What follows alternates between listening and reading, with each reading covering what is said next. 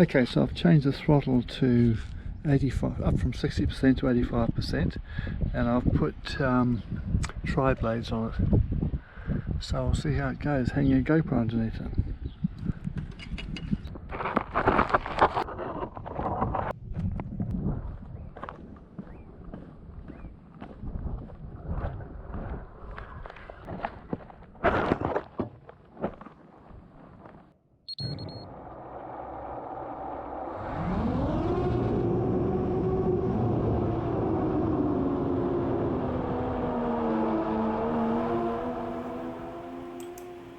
All that white foam you can see in the water is mixed with toxic algae.